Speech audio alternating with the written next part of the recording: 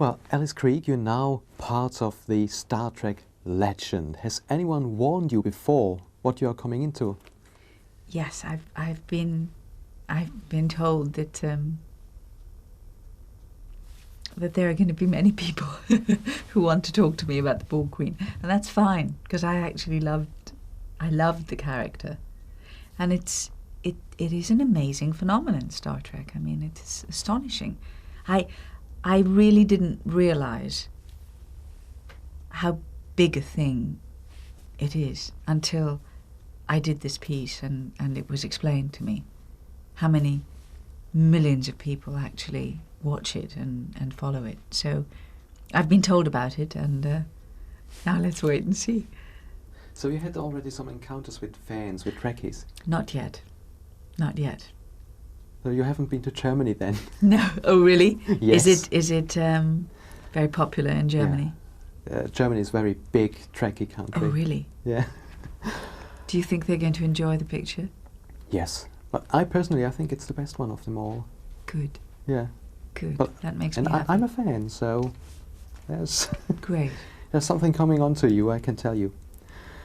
Well, have you been familiar with the Star Trek universe before? You said you have been warned, but have you seen the series?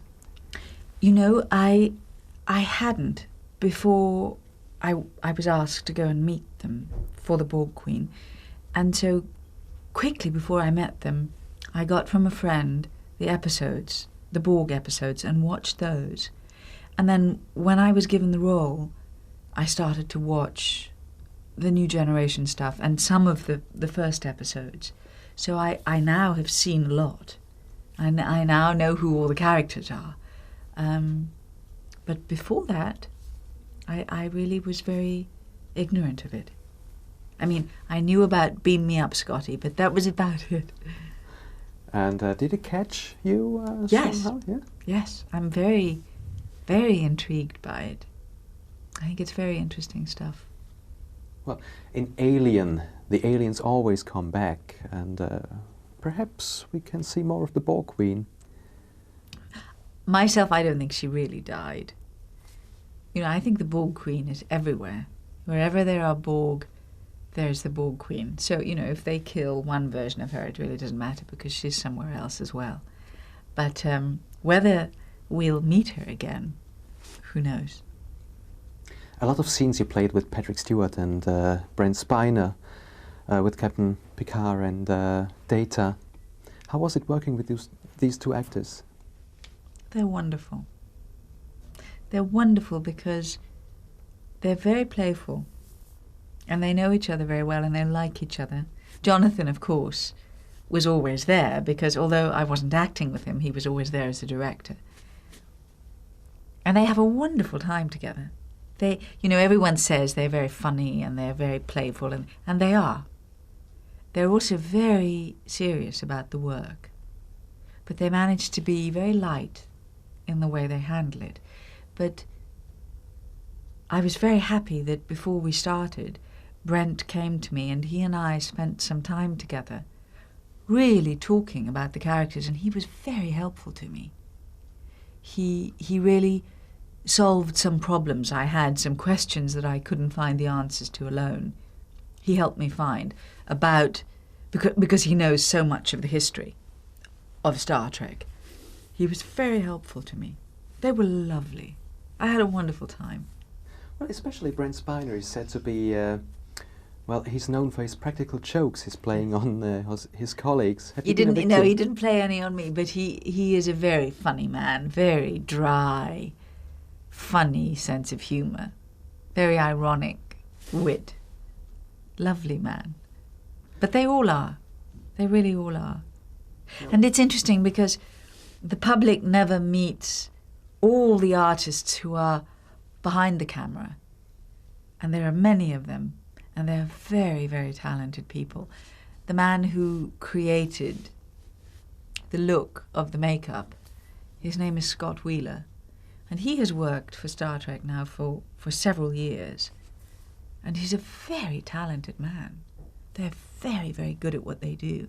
And they all have got very unusual imaginations. I mean, you don't get to work on Star Trek, unless you have an imagination that kind of goes off into outer space, you know, at a tangent. But I had a very interesting time. They're very interesting people. Well, for the makeup, you had to be in the makeup for 6 hours at the least, and well, was it worth it? Oh yes. Would you do it again? Yes, I would. Oh. The makeup was wonderful because it really, it was like a catalyst for me in discovering or in developing the character. You're always looking, or at any rate, I'm always looking when I'm preparing a character, when I'm looking for the character, hoping that I will find a catalyst that kind of kickstarts the process, and then the character starts to grow just spontaneously. It starts to develop without too much thinking. You do a lot of thinking, and then you hope that something will make it grow on an intuitive level. And the look of her was very helpful to me in starting that process. I was very grateful that they gave me such a interesting, disturbing, kind of strangely beautiful look. You say the people who work on Star Trek, they must have some very good imagination. The Borg, they're traveling back in time to the 21st century. Well, if you had a time machine, where would you go?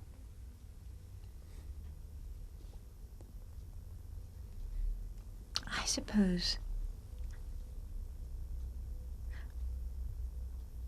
I don't know. It's difficult to know whether I would go into the future or whether I would go into the past. I think I'd like to go in both directions. I think I would love to go to the Middle Ages and to the Renaissance, but I would also love to go into the future. But would I be able to come back? That's the question. Would you like to come back?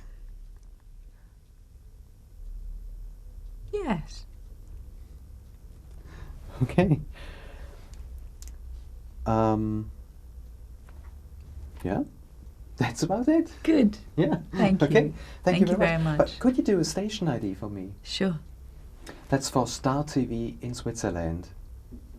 Maybe. So what do I say? This is Alice Krige. Maybe you can say the Borg Queen from Star First Trek. Contact. Oh, from First Contact. You're watching Star TV.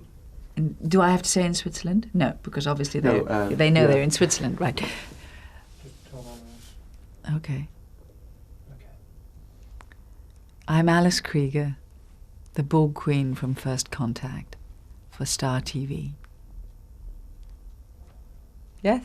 Good.